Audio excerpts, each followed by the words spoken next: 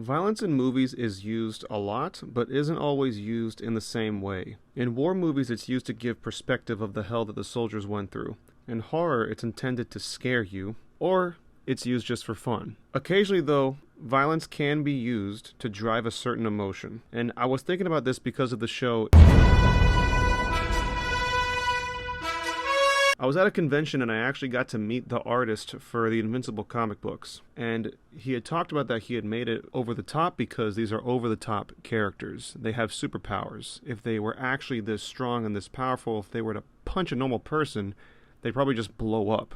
And then when I checked out the show again, I realized that that kind of power has certain stakes and responsibility to each character. A lot of these characters have the power to just completely wipe out the city and just destroy everybody. And the show makes it look horrific when somebody does use their powers in a very horrific way. And it's not always incredibly violent. It's specifically violent on certain points of the story. Which, spoilers ahead, for the first episode of Invincible, when Omni-Man attacks his team, this episode was not super violent until this point, because this is a point of betrayal and shock. It also makes us terrified of Omni-Man. Every scene after this makes us afraid of what he's going to do because we've seen what he's capable of and exactly how horrific it will look when he does snap or just decide, I want this person dead. It provides this constant fear throughout the whole show. And what I learned from that is the violence is not there for no reason. It is there for a purpose to the story. And then you also have Tarantino's movies, which, in the words of Tarantino, why the need for so much gruesome, graphic violence? Why not let us imagine because it's so much fun, Jan. Get it?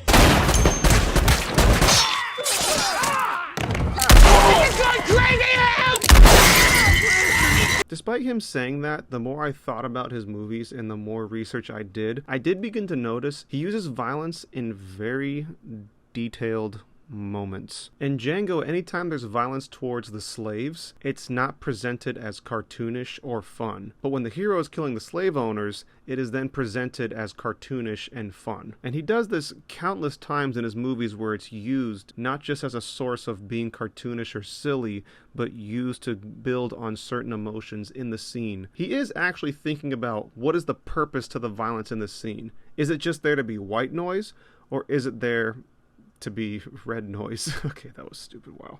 In comparison to Apocalypto, which if you don't know anything about this movie, I'm going to warn you right now, this has a scene with the Mayans and what the Mayans did at the Mayan temple, which was human sacrifices. This was being accurate to history, but this whole scene is just horrific and disgusting, and the movie is presenting itself as horrific and disgusting. It's not there to be entertaining. It is there to show you how horrible these people are. But when you watch a movie in a battlefield in the middle of World War II or World War I, whichever war it may be, it portrays it as something horrific. It's typically meant to give a perspective on what they saw and what they went through, and even the violent actions that they had to commit to fight for their lives. Because in all honesty, there's times where people who were bystanders to a certain event don't know exactly what's going on. They're being told this was a terrible event. They're being told this was horrifying. Until you finally show them, then they understand.